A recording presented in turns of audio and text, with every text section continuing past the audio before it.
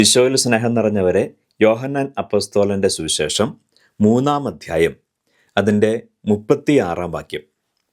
പുത്രനിൽ വിശ്വസിക്കുന്നവന് നിത്യജീവൻ ലഭിക്കുന്നു, എന്നാൽ പുത്രനെ അനുസരിക്കാത്തവൻ ജീവൻ ദർശിക്കുകയില്ല, ദൈവകോപം അവൻ്റെ മേലുണ്ട്.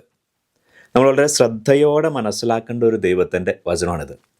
ചിലപ്പോൾ ചിലരൊക്കെ ഇങ്ങനെ ചോദിക്കാറുണ്ട്, പറയാറുണ്ട്, അധികം പ്രാർത്ഥിക്കേണ്ട ആവശ്യമുണ്ടോ? ഇപ്പോൾ കുർബാനയ്ക്കൊക്കെ അങ്ങനെ പോകേണ്ട ആവശ്യമുണ്ടോ? കൂദാശ ജീവിതമൊക്കെ അങ്ങനെ അത്ര ഇമ്പോർട്ടൻസ് ഉണ്ടോ? മറിച്ച് നന്നായിട്ട് ജീവിച്ചാൽ പോരെ, നല്ല മനുഷ്യനായിട്ട് ജീവിച്ചാൽ പോരെ, നന്നായിട്ട് ജീവിച്ചിട്ടുണ്ടെങ്കിൽ സ്വർഗം കിട്ടില്ലേ എന്നൊരു ചോദ്യമുണ്ട്. ഈ ചോദ്യം പല ആംഗിളിൽ നിന്ന് ചോദിക്കാവുന്നതും മനസ്സിലാക്കാവുന്നതുമാണ്. ഞാനിപ്പോൾ ഒരൊറ്റ ആംഗിൾ മാത്രമേ എടുക്കുന്നുള്ളൂ. അതൊരു ക്രിസ്ത്യാനി എന്ന നിലയിൽ, ഒരു കത്തോലിക്ക എന്ന രീതിയിൽ എന്ന് പറഞ്ഞാൽ, ദൈവത്തിൻ്റെ വചനം വെളിപ്പെട്ട് കിട്ടി, കൂദാശകളെക്കുറിച്ച്, യഥാർത്ഥ ദൈവത്തെക്കുറിച്ച് ആ ദൈവം പറഞ്ഞ് പഠിപ്പിച്ച കാര്യങ്ങളൊക്കെ അറിഞ്ഞ ഒരു വ്യക്തിയെ സംബന്ധിച്ചിടത്തോളം, പ്രിയപ്പെട്ടവരെ, കൃത്യമായിട്ട് ദൈവത്തിൻ്റെ വചനം പറയാണ്, പുത്രനെ അനുസരിക്കാത്തവൻ ജീവൻ ദർശിക്കുകയില്ല. പുത്രനെ വിശ്വസിക്കുന്ന നിത്യജീവനുണ്ട്. നീ വിശ്വസിക്കാന്ന് പറഞ്ഞാൽ എന്താണ്? ഈ പുത്രൻ പറഞ്ഞാൽ അനുസരിക്കുക എന്നുള്ളതാണ്. അപ്പോൾ വിശ്വസിക്കാത്തവൻ, അനുസരിക്കാത്തവൾ, വചനം പറയാണ്, ജീവൻ ദർശിക്കുകയില്ല എന്ന് മാത്രമല്ല, ദൈവകോപം അവളുടെ മേലും ഉണ്ട്. അപ്പോൾ എന്ന് പറഞ്ഞാൽ എന്താ ഈ ദൈവവചനത്തിന് അർത്ഥം? ഈശോയിൽ വിശ്വസിക്കുക എന്ന് പറഞ്ഞിട്ടുണ്ടെങ്കിൽ, ഈശോ എൻ്റെ സഭ എന്ന് പറഞ്ഞ് സ്ഥാപിച്ച സഭയിൽ വിശ്വസിക്കില്ല. ഈശോയെ വിശ്വസിക്കുക എന്ന് പറഞ്ഞിട്ടുണ്ടെങ്കിൽ, യോഹന്നാൻ്റെ സുവിശേഷം 6-ാം അധ്യായത്തിൽ മറ്റ് പല ഭാഗങ്ങളിലും ആവർത്തിച്ച് ഈശോ പറയുവാണ്, എൻ്റെ ശരീരവും രക്തവും ഭക്ഷിക്കണം, പാനം ചെയ്യണം. അത് വിശ്വസിക്കില്ല, അത് അനുസരിക്കില്ല.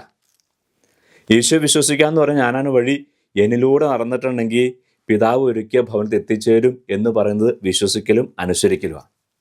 അപ്പോൾ ഈശോയെ വിശ്വസിക്കുക എന്ന് പറഞ്ഞാൽ, ഈശോ ചെയ്യാൻ പറഞ്ഞ, ഈശോ എൻ്റെ സഭ എന്ന് പറഞ്ഞ് സ്ഥാപിച്ച സഭ, ആ സഭയിലെ കൂദാശകൾ, പാപമോചനം, വിശുദ്ധ കുർബാന സ്വീകരണം, ഇതിനൊക്കെ വിധേയപ്പെട്ട് ഇതിനോട് അനുസരണത്തോടെ ചേർന്ന് നിന്ന് സ്വർഗം പ്രാപിക്കലാണ്.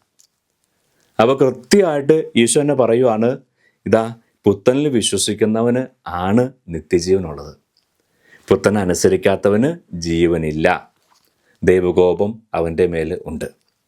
പ്രിയപ്പെട്ടവരെ, ഒരു സംശയവും വേണ്ട. നമുക്ക് ദൈവത്തിൻ്റെ വചനവും ദൈവത്തിൻ്റെ ഹിതവും എങ്ങനെ ദൈവത്തിലേക്ക് എത്തിച്ചേരാം, എങ്ങനെ സ്വർഗം നേടിയെടുക്കാം, ഇങ്ങനെ കർത്താവ് പറഞ്ഞതനുസരിച്ച് ജീവിക്ക വഴിയായിട്ട് നമ്മളിൽ ഉണ്ടാകുന്ന ദൈവമഹത്വം കണ്ട് മറ്റുള്ളവർ, അക്രൈസ്തവർ കൂടെ നമ്മളെ കണ്ടിട്ട് സ്വർഗത്തിലേക്ക് എത്തേണ്ടതാണ്. അപ്പം അതിനുവേണ്ടി ദൈവം നമ്മൾ തിരഞ്ഞെടുത്തിരിക്കുക. അങ്ങനെയുള്ള നമ്മൾ, ഒരു ക്രിസ്ത്യാനിയായ ഞാനും നീയും, ഒരു ക്രൈസ്തവനായ കത്തോലിക്കനായ ഞാനും നീയും, ഈ പറഞ്ഞ ദൈവവചനത്തിൽ നിന്ന് അകന്നു പോയിട്ടുണ്ടെങ്കിൽ, അത് കൂട്ടാക്കാണ്ട് എത്ര നല്ല ജീവിതം നയിച്ചാലും ദൈവത്തിൻ്റെ വചനം പറയുക, ദൈവകോപമുണ്ട്. ഈശോ നമ്മെ അനുഗ്രഹിക്കട്ടെ എന്ന് പറഞ്ഞാൽ, കർത്താവ് പറഞ്ഞതനുസരിച്ച് കത്തോലിക്ക സഭയോടും കൂദാശ വചനോടും ചേർന്ന് നല്ലൊരു ജീവിതം നയിക്കാൻ ഈശോ നമ്മെ അനുഗ്രഹിക്കട്ടെ.